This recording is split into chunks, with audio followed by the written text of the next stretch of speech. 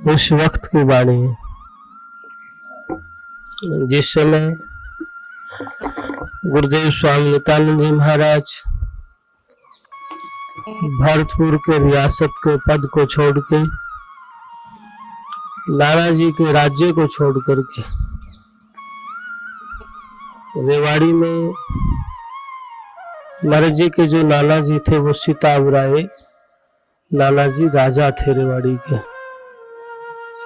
सारा राज्य छोड़ा, नौकरी छोड़ी, दौलत शोहरत को छोड़ के गुरुदेव स्वामी गुमानी राम जी महाराज के श्री चरणों में आके बैठ गए।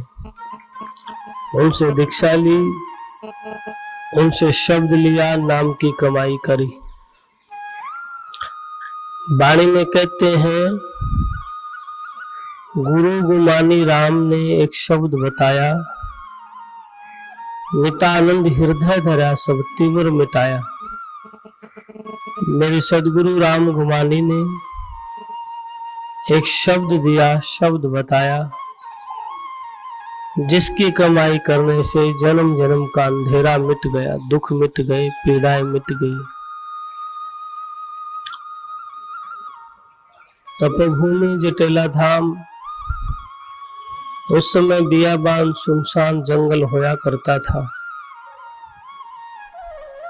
यहाँ दूर दूर तक कोई भी रहने की ठहरने की जगह नहीं होती थी।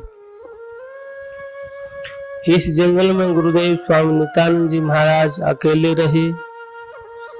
सर्दी, गर्मी, बारिश की किसी भी प्रकार की कोई परवाह नहीं थी। हिंसक जानवरों की भी फिक्र नहीं थी। निर्भय होकर के आज काफी बारिश चल रही है और बारिश में हम देखो कैसे बचने की प्रयत्न कोशिश करते हैं। और क्या ये सब इंतजाम नहीं होते, बिल्डिंगें नहीं होती, भवन नहीं होते, तो क्या हम आते नहीं आ पाते? क्योंकि हमारी श्रद्धा, हमारी मांग और जिन्होंने परमात्मा को पाना है उनकी मांग में फर्क है। हमारी मांग सीमित है, जो खत्म होने वाली चीजें है। हमारी मांग नाशवान है, तो हमारी श्रद्धा भी थोड़ी देर के बाद बदल जाती है। कभी कुछ विचारों में बदलाव आता रहता है।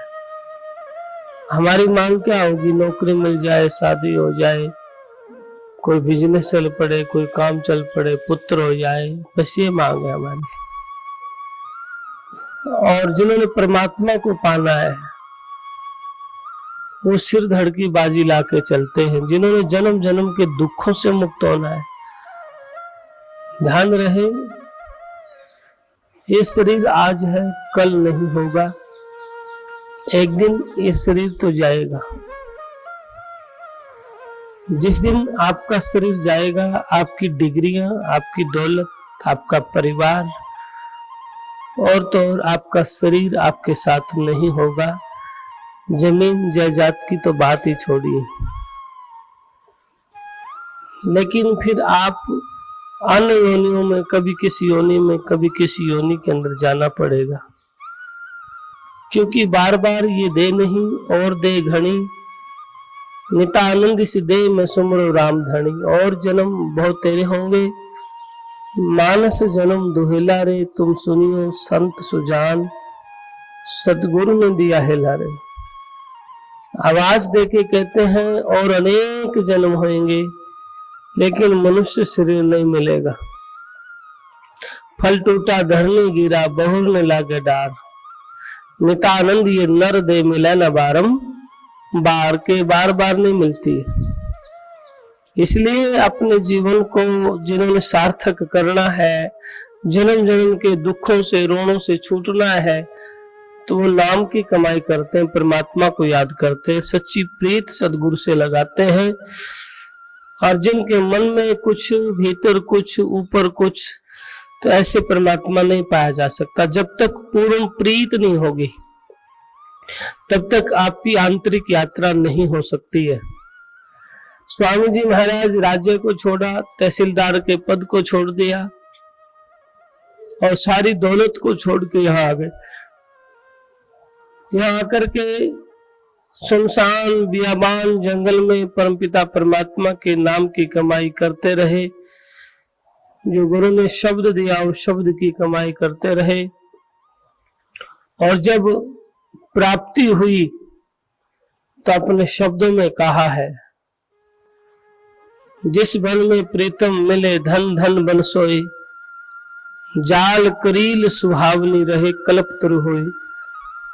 जिस वन में परमात्मा की प्राप्ति हुई है मेरे लिए वो वन धन्य है। तो जाल का पेड़ भी मेरे लिए कल्पतरु वृक्ष के समान है, जिसके नीचे बैठने से सर्व इच्छाएं पूर्ण होती हैं। ये जाल का वृक्ष मेरे लिए कल्पतरु के समान है। आज भी कोई पवित्र मन से जाल के नीचे बैठ करके ध्यान करता है, अभ्यास करता है, ईमानदारी से सिमरन करता है, तो उन लोगों की अनुभूतियां, आंतरिक यात्रा जो होती है वो बड़ी अनूठी, बड़ी गजब की होती है। और फिर मर्जी ने उनको देखा तो कैसा कहा, नेता आनंद रविचंद की कहन मात्र है बात, नूर तेज महबूब का मुख से कहा न जात। चांद और सूरज की बात तो हम कितनी रोशनी, कितना प्रकाश, कितना आनंद देख सकते हैं, कह सकते हैं, लेकिन परमपिता परमात्मा की अनुभूतियां जिनके भीतर घटी है, जिन्होंने उसको पाया है, वो मुख से कहा नहीं जा सकता। वो साइलेंट हो जाते हैं, वो चुप हो जाते हैं। और ध्यान रहे, इन दृष्टि से वो कभी दिखते भी नहीं।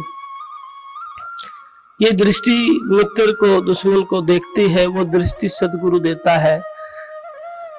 कोई पवित्र व्यक्ति, कोई महान व्यक्ति जो नाम की कमाई करता है, परमपिता परमात्मा से सच्ची मोहब्बत करता है, वो जीव काल के जाल से बच जाता है, जन्म जन्म के दुखों से छूट जाता है। दृष्टि की जब बात करते हैं तो गुरुदेव कहते हैं, दृष्टि माही एक दृष्टि है जो सकल सृष्टि से पार, आगे अगम अलेख है नितानंद करतार। इस दृष्टि में भी एक दृष्टि है,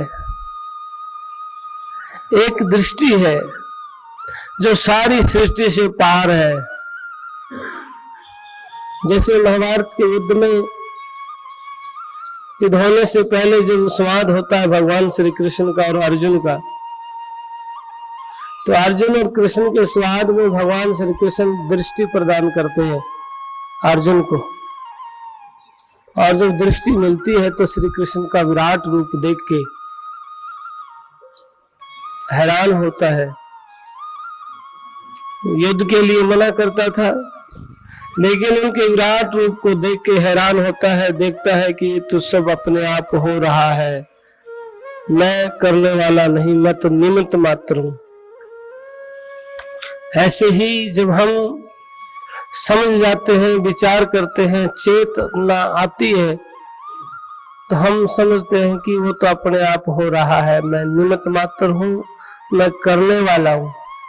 अगर कर्ता बन के करेगा तो कर्तापन का अहंकार आएगा, मान आएगा, और मान आएगा तो वो कर्म बांध देगा, जीव को बांधेगा, तो वो कर्म का भुगतान करने के लिए किसी न किसी योनि के अंदर जाना पड़ेगा। इसलिए भक्त है, गुरु का लाल है, कभी भी कर्ता बन के काम नहीं करता। जैसे श्री कृष्ण कहते हैं गीता में, है अर्जुन, जो मेरे प्राण होकर के कर्म करेगा वो कभी भी बंधन में नहीं बंधेगा, वो मुक्त हो जाता है। जो मेरे प्राण होके, मेरा होके जो कर्म करता है, ऐसे ही जो सदगुरु का होके कार्य करता है। देखिए, आप अच्छा करें या बुरा करें, अच्छा करेंगे तो अच्छी जगह जन्म हो जाएगा, बुरी करेंगे तो बुरी जगह कर्म जन्म हो जाएगा, फिर सारी उम्र रोते रोते रह जाएंगे। क्योंकि कर्म ही व्यक्ति के साथ चलता है, और दुनिया की कोई भी दौलत व्यक्ति के संग साथ नहीं जाती, कर्म साथ रहता है। इसलिए संत महापुरुष एक ही बात पे जोर देते हैं, मन नेकी कर ले 2 दिन का मेहमान, मन अच्छा कर ले, पता न कब जाना हो जाए, कब प्राण पखेरु उड़ जाए, कब मिट्टी, कब पंछी उड़ जाए, फिर ये मिट्टी पड़ी रहेगी, फिर इस मिट्टी से कोई भी प्यार नहीं करेगा। हजारों हजारों बार संतों ने एक ही बात के ऊपर जोर दिया है कि ये तेरा घर नहीं है, ये एक दिन इस घर को छोड़ के जाना पड़ेगा। फिर व्यक्ति के अंदर बौखलाहट शुरू हो जाती है। क्या करता है, एक आदमी बुरे करता है, बड़ा आराम से रहता है। ये प्रश्न करते हैं कई बार लोग, एक आदमी बड़ा अच्छा करता है, बड़ा दुखी रहता है। ये देख करके मन में संशय भी पैदा हो जाता है। जबकि महापुरुष कहते हैं अच्छा या बुरा फिलहाल के करने से नहीं, पिछले कर्म का जोग के अनुसार व्यक्ति के सामने आगे का पीछे का जो आ रहा है वो कर्म का भुगतान है। और अब जो कर रहा है वो फिर कर्म जो है, क्रियामान जो अभी कर रहा है वो संचित में जुड़ जाएगा। 3 प्रकार के कर्म होते हैं, संचित, क्रियामान, प्रारब्ध। संचित हमारा वो कर्म है जो अनंत जन्मों से हम कर रहे हैं और एक जगह गोदाम में, शोरूम में भरा पड़ा है। प्रारब्ध की पूंजी लेकर के हम आए हैं, माता पिता मिले, बंधु मिले, मित्र मिले, और जो अब करेंगे हम वो कर्म क्रियामान होगा। वो क्रियामान कर्म फिर संचित में जुड़ जाएगा। जब संचित में जुड़ जाता है तो फिर ये व्यक्ति फिर वही चक्कर काटता रहता है, फिर वही चक्कर काटता रहता है। जैसे एक सुई 12 के ऊपर जब आती है, थोड़ा सा जब आगे चली जाती है तो उस सुई को वापस आने के लिए पूरा राउंड काटना, पूरा चक्कर काटना पड़ेगा, तब वो 12 पे आएगी। ऐसे ही व्यक्ति ने फिर चौराहे पूरा चक्कर काटना पड़ता है, कभी किसी होने में, कभी किसी होने में, कभी किसी होने में जाता है। इसलिए संभल, महापुरुष कहते हैं मेरे मन संभल के चल, बीती बहुत रही थोड़ी सी, कि अब तो संभल के चल, बहुत बीत गई है। लेकिन हम क्या करते हैं, हम सोचते हैं बस अभी कुछ हो जाए। आपने सुदामा का जिक्र सुना होगा। सुदामा की स्थिति बहुत खराब थी, गरीब था। सुदामा के पास खाने के लिए रोटी नहीं थी, खाने के लिए कुछ भी नहीं था, तन ढांपने के लिए कपड़े भी फटे पुराने थे। सुदामा के बच्चे भूखे तड़पते बिलखते रहते थे। सुदामा की जो पत्नी थी वसुंधरा, तो कई बार तो अभिनय करना पड़ता, कढ़ाई में पलटा घुमाती रहती। बच्चे सोच रहे हैं कुछ बनेगा, कुछ बनेगा, ऐसा सोचते सोचते बच्चों की आंख लग जाया करती थी। आप देखिए कितनी नाजुक स्थिति थी सुदामा की, बहुत अथाह, बहुत गरीब था, बहुत कमजोर स्थिति थी। ऐसी स्थिति के बाद भी सुदामा ने अपनी धर्म, अपनी मर्यादा को नहीं तोड़ा है। ऐसी कमजोर स्थिति के बाद भी सुदामा के सामने एक बार आया कि राजा की झूठी प्रशंसा करो, झूठे गीत गाने से राजा मालो माल कर देगा, दौलत देगा। लेकिन सुदामा ने कहा नहीं, मेरे से झूठे गीत नहीं गाए जाएंगे, भले ही भूखे मरे, प्राण चले जाएं, लेकिन हम झूठी प्रशंसा, झूठे गीत नहीं गाएंगे। सुदामा ने इतना प्रेम था परमात्मा के प्रति, वो जानता था कि परमात्मा की भक्ति, सिमरन, सेवा ही काम आएगी। और आज स्वार्थ के बसीभूत होकर के, बेईमानी के अधीन, लोभ लालच के अधीन होकर के बेईमानियां, ठगियां करेंगे। सुदामा जानता था कि इस कर्म का भुगतान हमने कभी न कभी, किसी न किसी योनि के अंदर आकर के हमने भोगना पड़ेगा, पूरा करना पड़ेगा। इसलिए सुदामा ने कभी भी समझौता नहीं किया गलत बात के लिए। हम इन बातों से अनभिज्ञ हैं, हम सोचते हैं कौन देख रहा है, कर लो ना। थोड़े से लालच में आके हम अंधे हो जाते हैं, हम सोचते हैं कोई नहीं देख रहा, कर लो ना। ये हमारी भूल है। आंतरिक से, हृदय से परमात्मा को स्वीकार करना पड़ेगा कि मेरा गुरुदेव मेरे साथ है, मेरा परमात्मा मुझे देख रहा है, और जो देख रहा है तो मैं जो अवगुण कर रहा हूं तो उसके सामने क्या मुंह लेके जाऊंगा। क्या मुख ले विनती करूं लाज आवत है मोए, तुम देखे तो अवगुण करूं कैसे भाव तोए। हे परमात्मा तुम देख रहे हो, क्या मुख से विनती करता हूं, लाज आ रही है मुझे, शर्म आती है मुझे, क्यों आप देख रहे हो, और मैं फिर भी अवगुण करता हूं, फिर भी मैं गुनाह करता हूं। इसका मतलब ये हुआ हमने ऊपर से पूजा पाठ की है, ऊपर से प्रार्थना की है, ऊपर से ड्रामे किए हैं, रोए हैं, हृदय से परमात्मा को स्वीकार नहीं किया। और जिन्होंने हृदय से परमात्मा को स्वीकार किया, सदगुरु को स्वीकार किया, उनका मन भी चंगा और पवित्र हो जाता है। दुख तकलीफ तो स्वभावतः आती जाती रहती है, क्योंकि ये कर्म के भुगतान है, किसी न किसी योनि का भुगतान आता ही रहता है। लेकिन काट कौन सकता है, इस बात पर बड़ा जोर देने का विषय है, कर्म की गति को कौन काट सकता है। फिर कहते हैं, कबीर की वाणी है, कर्म गति टारी ना टरी। भाई कर्म की गति टारने से नहीं टली है। हरिचंद्र राजा छत्रधारी सिर पर चवर धरे, उसने के मेहनत का तोड़ा भंगी घर नीर भरे। फिर पलटू साहब कहते हैं, भाई कर्म की रेख पे मेख अगर इस धरा पे कोई मार सकता है तो वो संत मार सकता है। कर्म की रेख पे मेघ कौन मार सकता है, संत मार सकता है। पलटू लिखा नसीब का, संत देते हैं फेर, साच नहीं दिल आपने इसलिए लागे देर। कर्म की रेखा को संत फेर देते हैं, संत काट देते हैं, संत मेट देते हैं।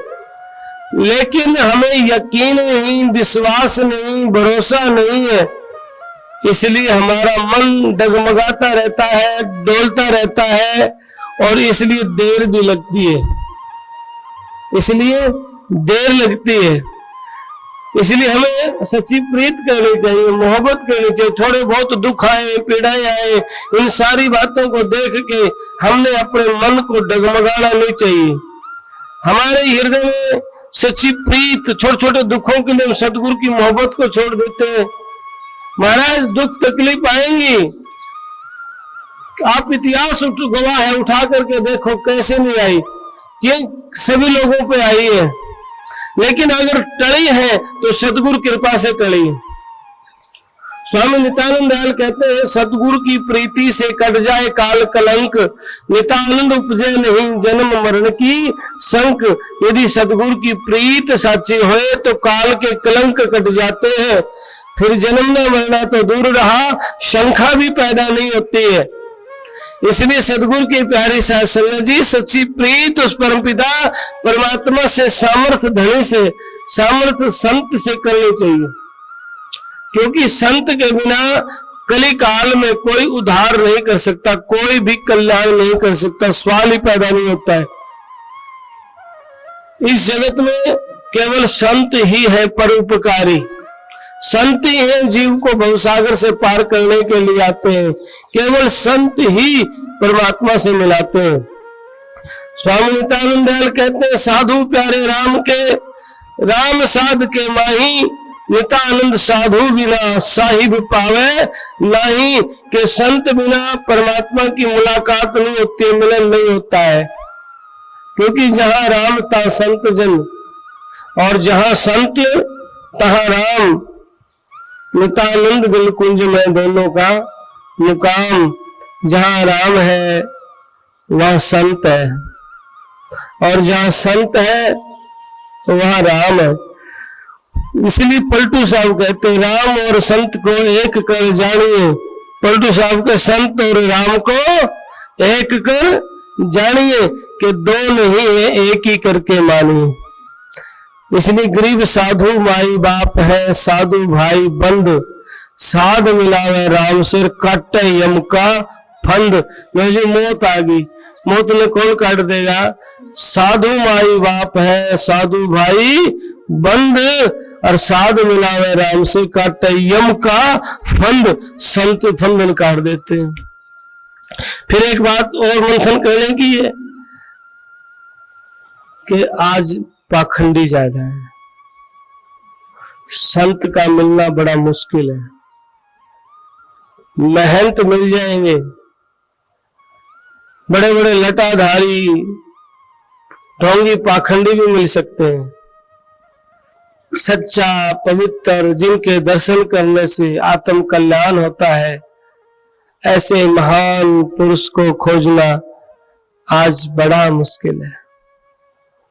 संतों के वेश में कोई चोर है, कोई शराबी है, कोई कुछ है, कोई कुछ है। आज ढोंगी और पाखंडी ज्यादा है। लेकिन संत बहुत सहज स्वभाव में संत बोल देते हैं जीव कल्याण करने के लिए।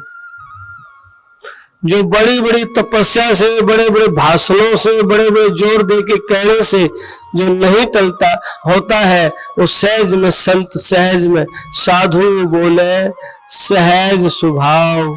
साधु ने संत ने सहज में कह दिए कर, बात खत्म। साधु बोले सहज स्वभाव, साधु का बोला मिथ्या ना जाओ, मिथ्या नहीं जाए। इसलिए संत महापुरुषों की वाणी क्या कहती है? शब्द पुकार पुकार कहते हैं, कर हो संतन साता, भजन बंदगी सिमरन से काल निभावे माथा। शब्द पुकार पुकार के कहता है कि संत की संगत करो। जितना बन पाए सदगुरु के दरबार में जाइए बारंबार। भूली वस्तु लखाए दे सतगुरु है दातार। सदगुरु के दरबार में बार बार जाइए, कि जो भूली हुई वस्तु जो हम भूल गए, और भूल के बस हम फिर बाहरिया वस्तुओं में भटकने लगे। आनंद तो हमारे भीतर है, परमानंद तो हमारे भीतर है, परमात्मा तो हमारे भीतर है। स्वामी नित्यानंद दयाल कहते हैं, नित्यानंद परमात्मा आत्म में पावे, और बाहर ढूंढे कोट युग तो हरि हाथ नहीं आवे। कि बाहर अनंत युग आप ढूंढते रहे, परमात्मा को बाहर नहीं पा सकते हैं। वह परमात्मा आपके भीतर ही मौजूद है, और आप उस परमात्मा को आत्म में पा सकते हो। और जिन्होंने पाया है वो मन की पवित्रता से पाया है। सच्ची गुरु की भक्ति, सच्ची श्रद्धा, सच्चा विश्वास जिनको हो गया है, सच्ची मोहब्बत जिनको हो गई है, वो परमात्मा को पाते हैं। वे काल के जाल से बच जाते हैं। जो लोग भ्रमित प्रवृत्ति के होते हैं, जो कभी कुछ मन जिनका बदलता रहता है, वे कभी भी परमात्मा को नहीं पा सकते। वे कभी भी उस परमात्मा के दर्शन नहीं कर सकते। वह आत्मा फिर कभी कहीं भटकती रहती है। सुख की तलाश में वो आत्मा रोती रहती है। इसलिए सुख चाहते हैं, सुखी होना चाहते हैं, दुखों से छूटना चाहते हैं, जन्म जन्म के काल के जन्म मरण के बंधन से मुक्त होना चाहते हैं, तो एक ही साधन है, नाम की कमाई करो। नित्यानंद तन गोर है, राम विमुख मुर्दार। इन मुर्दों के गान में कुछ कर समझ विचार। तन गोर, गोर कहते हैं कवर को। ये मुर्दे मुसलमान कवर में डालते हैं ना, उसको कहते हैं गोर। नित्यानंद तन कवर है, गोर है। और जो राम विमुख मुर्दार, जो मालिक के नाम की भक्ति नहीं करता, वो उसमें मुर्दा है। तो फिर कहते हैं यहाँ तो सारे ही मुर्दे।